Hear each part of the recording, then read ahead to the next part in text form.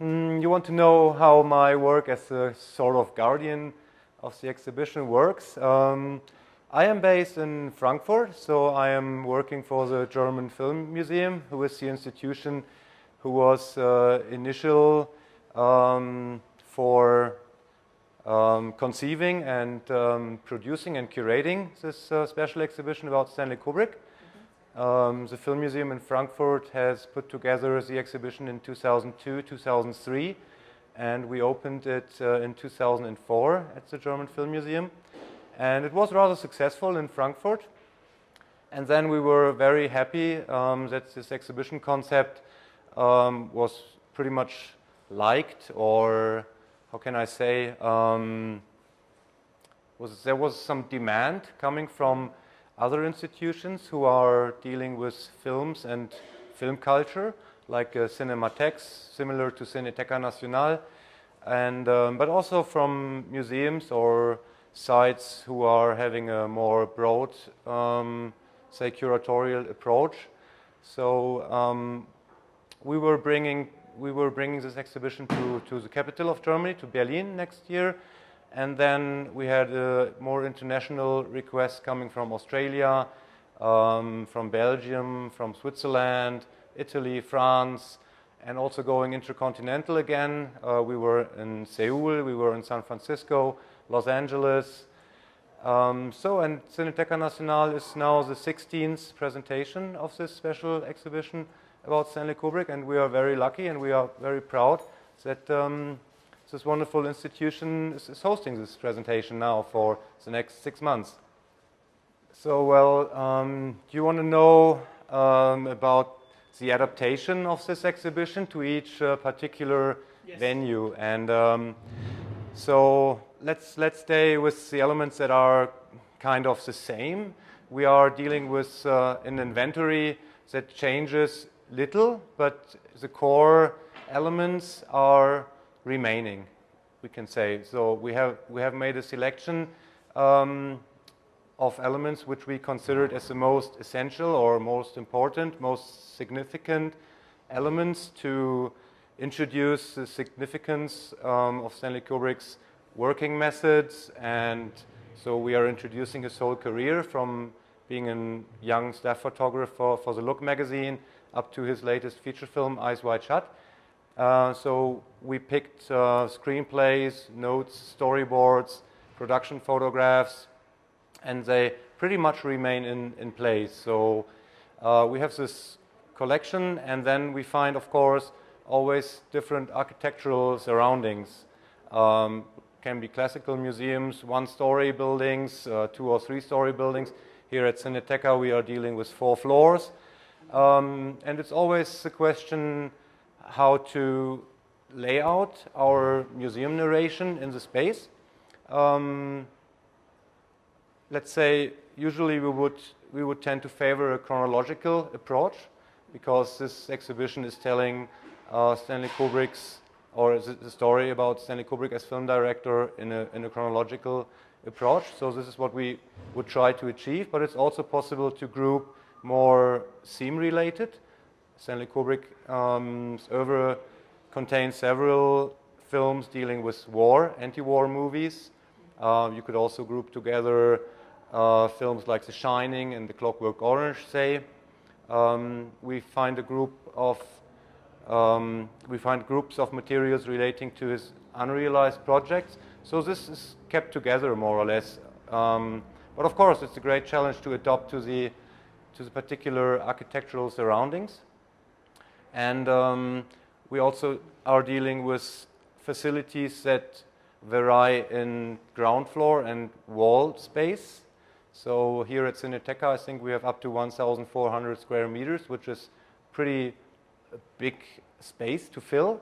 We have also been dealing with venues that are like smaller, like 600 or 800 square meters, which makes it necessary to exclude elements, say 10 or 20% of elements have to be excluded. But I think during the past years we were always able to maintain our museum narration, you can say. And then to a very vast degree, it depends on the scenography.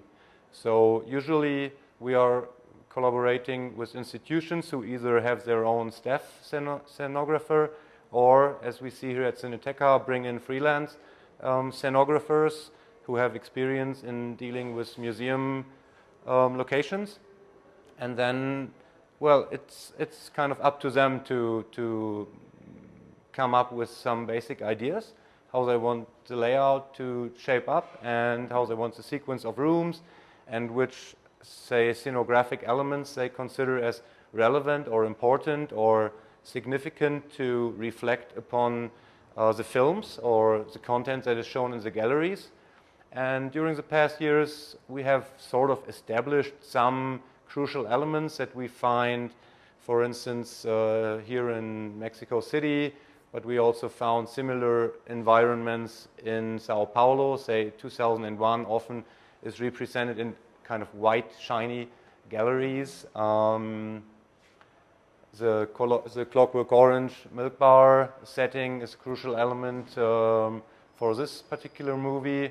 Barry Lyndon, who's dealing with historical subject matter, is often dressed up with, say, fabrics that tend to represent this epoch in which the film narration takes place. So there are similarities, but also changes. And for me, as a touring manager and consultant for the institutions who are presenting this exhibition, it's always interesting, of course, to see which new ideas come into place or which ideas from previous venues are taken over to this venue. So the question is how we represent the artist Stanley Kubrick in relation to the man Stanley Kubrick. I don't think that we ever made a clear distinction here. I mean, it was always our goal, or we tried to achieve, to represent the artist Stanley Kubrick, the filmmaker, the director, the screenplay writer, the editor, because as a film museum, this is our core interest. I mean, what we want to achieve is to present the audience in Frankfurt, but obviously now also abroad, in collaboration with local institutions, kind of, look behind the scenes of one of the most outstanding filmmakers of the last century. So it is kind of a look in his workshop. And we were, of course, very lucky that we gained access to his personal estate.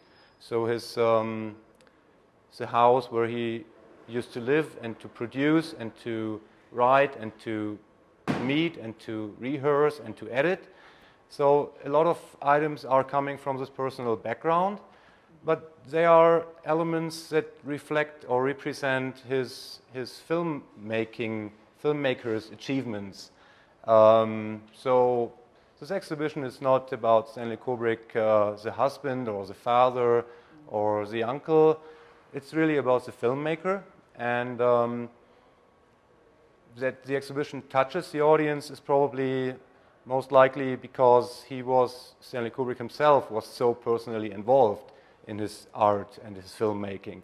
And if you see the dozens or hundreds of production photographs who depict him in conversation with his main cast or with cameramen or studying screenplays, then you can grasp a sense of this intensity that probably was necessary to achieve masterpieces as he did.